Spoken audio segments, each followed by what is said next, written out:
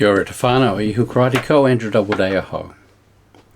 Today we're looking at the Gospel for Sunday, the 15th of February 2026. It's Matthew 17, verses 1 through to 9. It's Matthew's account of the Transfiguration. 6 days later, Jesus took with him Peter and James and his brother John and led them up a high mountain by themselves. And he was transfigured before them, and his face shone like the sun, and his clothes became dazzling white. Suddenly there appeared to them Moses and Elijah, talking with him. Then Peter said to Jesus, "Lord, it is good for us to be here. If you wish, I will make 3 dwellings here, one for you, one for Moses, and one for Elijah." While he was still speaking, suddenly a bright cloud overshadowed them. And from the cloud a voice said, "This is my Son, the Beloved. With him I am well pleased. Listen to him." Then the disciples, when they heard this, they fell to the ground and were overcome with fear. But Jesus came and touched them, saying, "Get up and do not be afraid." And when they looked up, they saw no one except Jesus himself alone.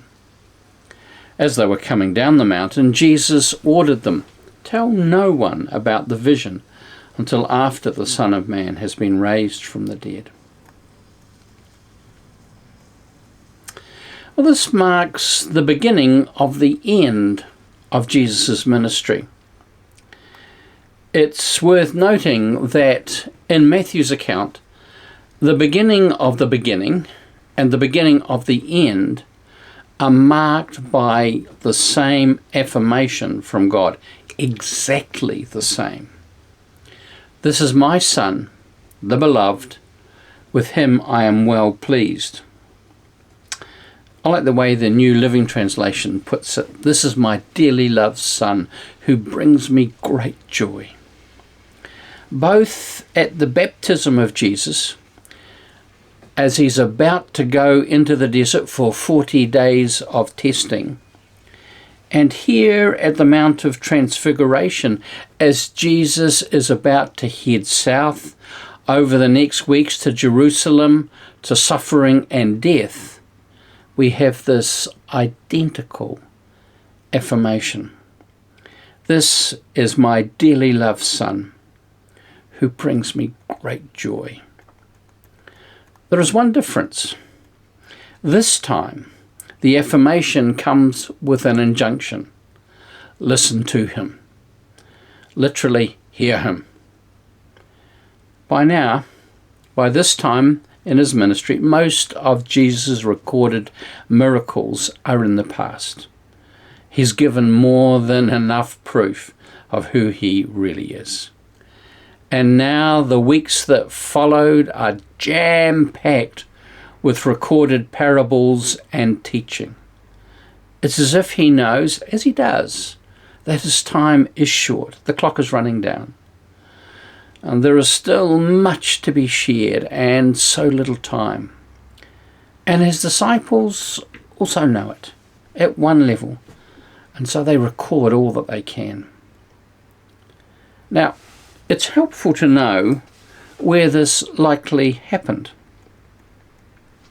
While tradition teaches generally that Mount Tabor in the Lower Galilee is likely the Transfiguration Mount, this makes little sense to me, and I notice others as well.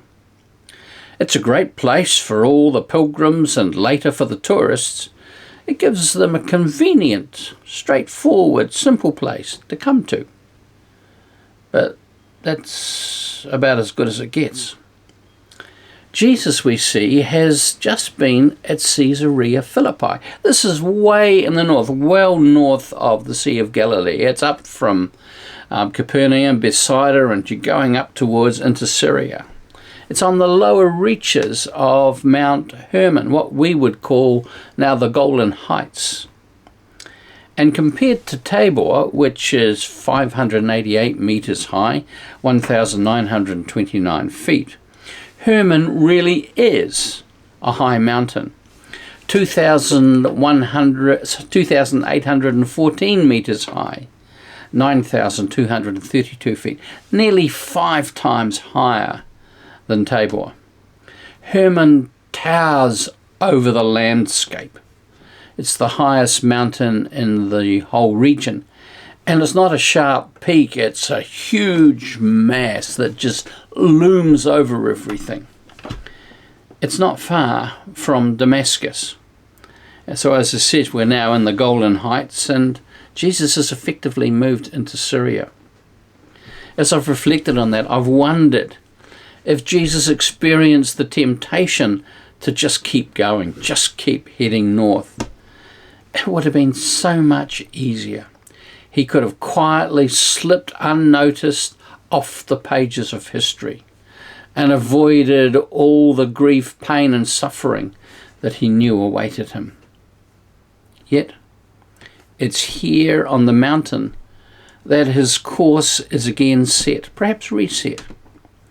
It's the memory of these moments of meeting with the archetypes of Israel's heroic givers of the law and the prophets Moses and Elijah that strength is drawn, that resolve is steadied and firmed for the dark, fearful days ahead.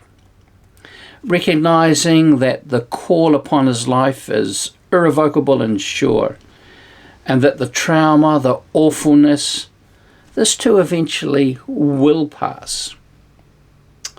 I've wondered, did Jesus experience fear? What was ahead of him clearly weighed upon him. You can see the hints of this as you go through the narrative leading up from here to the cross.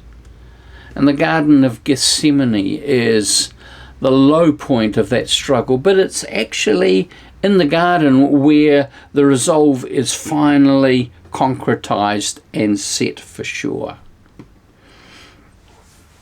One of my favourite authors in years gone by was Alexander Solzhenitsyn, and he wrote an amazing novel called The First Circle. It's the edition I had was 746 pages from memory, and it covers just a week. It starts with a mid-level Soviet diplomat. This is in the Stalinist era, and his name is Innokenty Volodin. And he is due to fly out, I think, to Greece on his next diplomatic appointment. It's about a week away.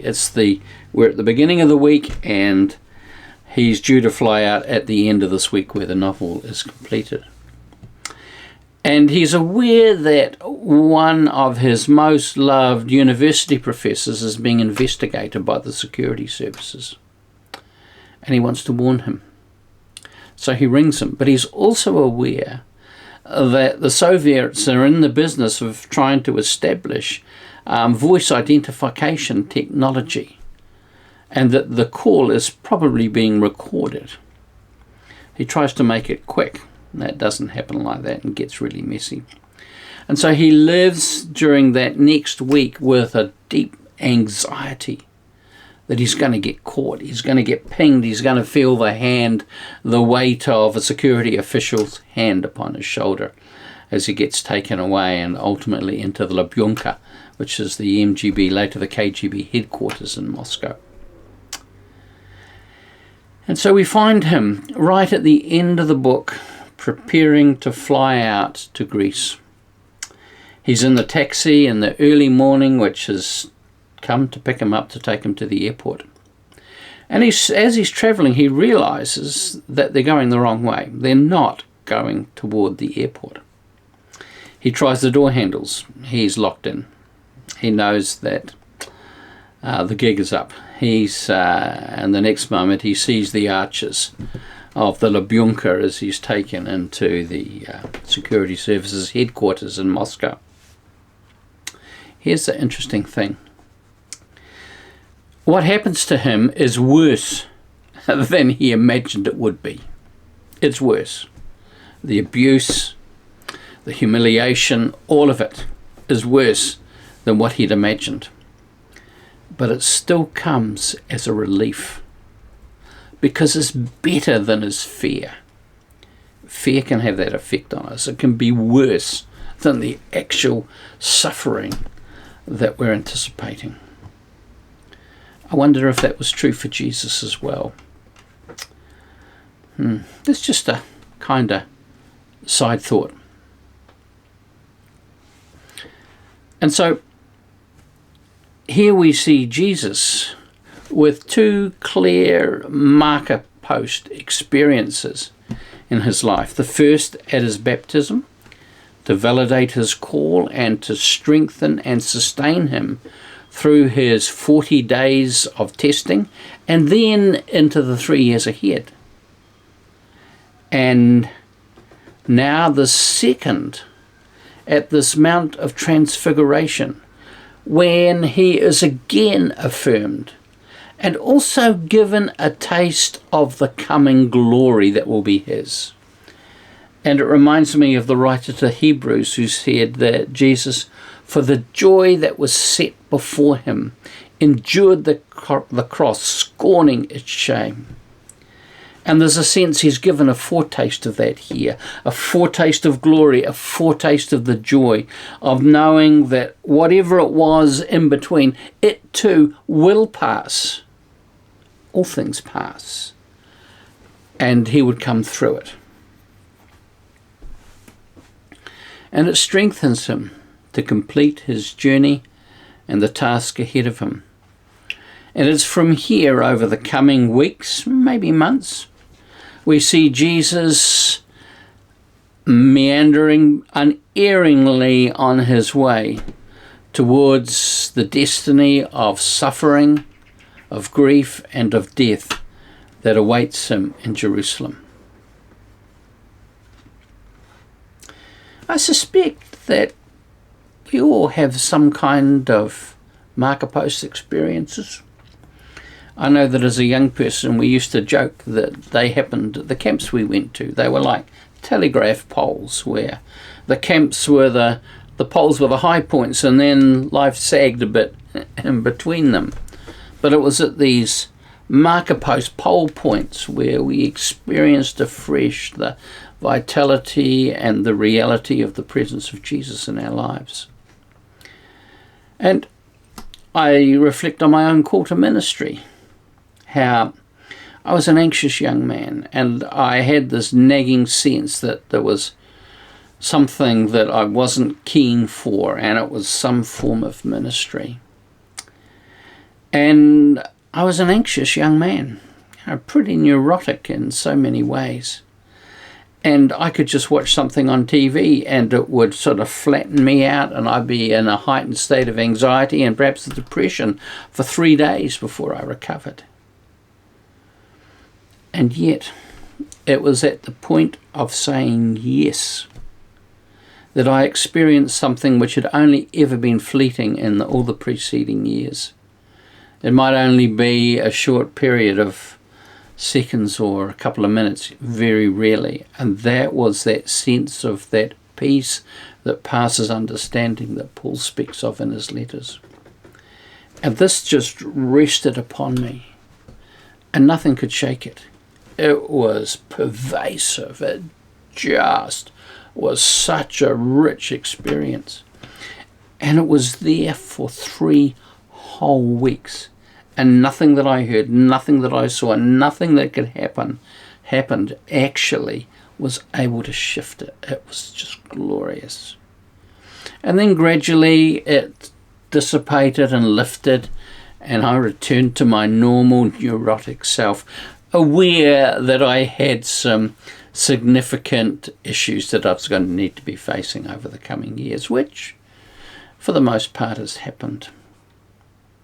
But that was profound for me. It gave me something that throughout all the intervening 40 plus years, as I've been able to look back with a sense of confidence that I'm in this because God has called me to this.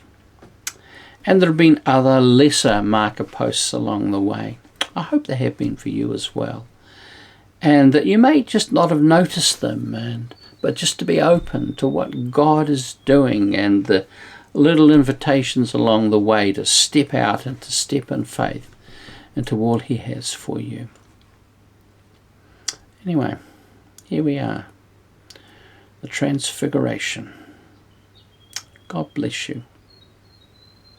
Amen.